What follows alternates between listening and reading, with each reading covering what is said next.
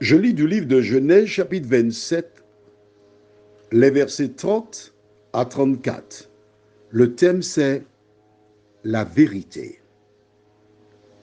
Nous lisons, Isaac avait fini de bénir Jacob et Jacob avait à peine quitté son père Isaac qu'Ésaü son frère revint de la chasse.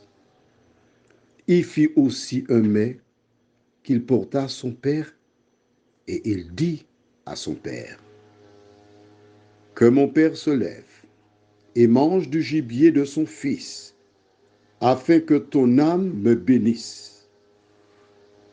Isaac, son père, lui dit, qui es-tu? Il répondit, je suis ton fils aîné, Ésaü. Isaac fut saisi d'une violente émotion. Il dit, qui est donc celui qui a chassé du gibier et me l'a apporté? J'ai mangé de tout avant que tu vinsses et je l'ai béni. Aussi sera-t-il béni. Lorsqu'Ésaü entendit les paroles de son père, il poussa de forts cris pleins d'amertume et dit à son père, bénis-moi aussi, mon père. Prions. Notre Dieu, notre Père,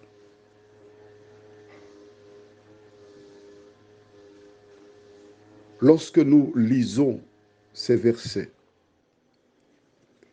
et essayons mentalement de nous substituer à Ésaü, nous comprenons sa souffrance. Oui, Seigneur, nous comprenons. Il a reçu une promesse de son Père. Il a respecté l'ordre. Il ramène le gibier et il s'attend à recevoir la bénédiction. Seigneur, cette situation ressemble à beaucoup, mais de beaucoup à celle que certains vivent sur cette terre.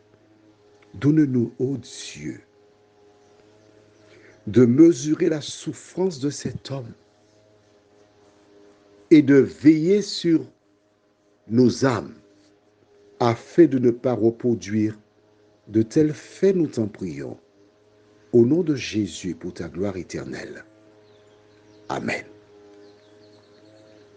Voici Ésaü qui voit des bêtes.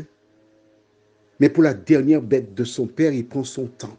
Il trouve une, il l'abat, la ramène à la maison sifflotant. Il a rempli sa part de contrat.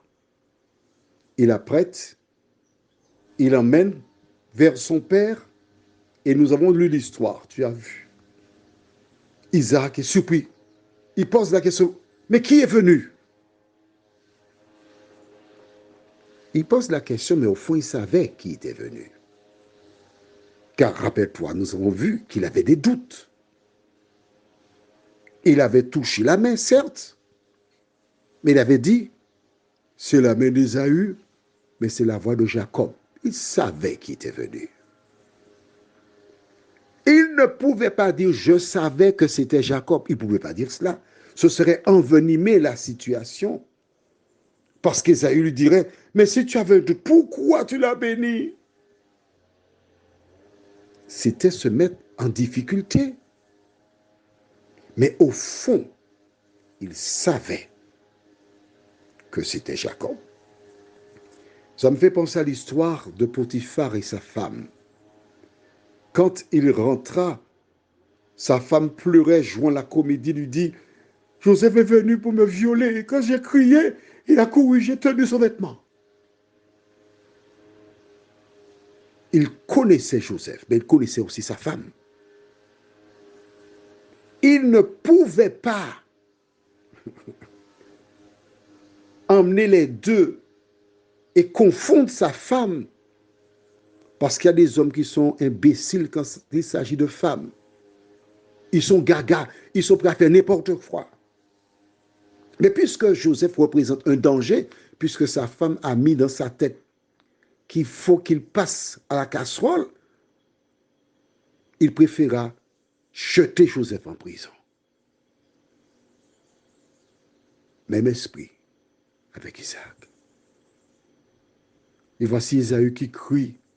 La Bible te dit qu'il poussa des cris en disant « Bénis-moi mon Père ».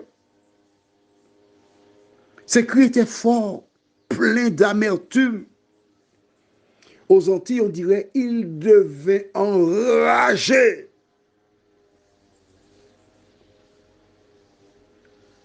Sa mère, son frère, entendirent les cris.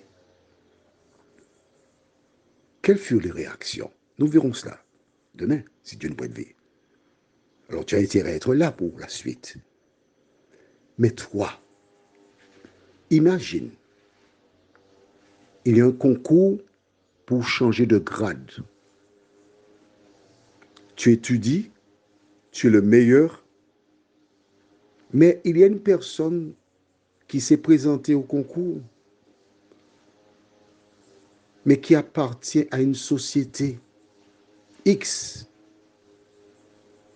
Cette personne n'a pas fait la moitié de ton travail, mais c'est elle qui a le poste. Alors si toi, tu es dans la société X, tu prônes justice, amour, tu trouves ça juste que tu n'as rien fait? Et parce que tu es dans une société, tu as le poste de quelqu'un qui est apte, compétent, et toi, tu es incompétent, mais parce que tu es dans la société, tu es privilégié. Que je te dise, tu peux être à un poste à responsabilité, avoir un salaire, rouler sur l'or, mais il y a une chose que tu dois savoir. La Bible déclare dans Ecclésiaste chapitre 12, jeune homme, réjouis-toi, prends ton pied, participe à l'injustice, vole les innocents, appartiens à une classe, fais tout ce que tu as envie de faire, prends ton pied, livre ton cœur à la joie pendant les jours de ta jeunesse. C'est Ecclésiaste 12, verset 1 que j'ai actualisé pour toi. Marche dans les voies de ton cœur et selon les regards de tes yeux. Mais sache que pour tout cela, Dieu t'appellera en jugement. Ecclésiaste 12, verset 1er. Jacob devra payer. Tu ne peux rien faire sur cette terre sans passer à la caisse. Prions. Notre Dieu, notre Père, voilà Isaac qui découvre qu'il a été trompé. Isaac qui découvre que quelqu'un est venu abuser de lui. Isaac qui sait que c'est son fils qui a abusé de lui. Comme aujourd'hui, il existe des personnes âgées dont les enfants abusent d'eux. Les factures d'eau, factures d'électricité, impôts, maman, papa, ils abusent. Mais ses parents sans force subissent ces abus. Éternel, nous te remercions pour ta parole. De nous aider à comprendre que toutes les fois que nous faisons le mal, nous sommes en danger. On peut momentanément être au sommet, mais cette vie, c'est comme la roue de véhicule. Ce qui est au sommet se retrouve un jour au bas de l'échelle. Que ton esprit, Seigneur, nous accompagne. Aide-nous à prendre conscience de la brièveté de la vie et à marcher selon ta parole, nous t'en prions, au nom de Jésus et pour ta gloire éternelle. Amen. Je te souhaite une bonne nuit.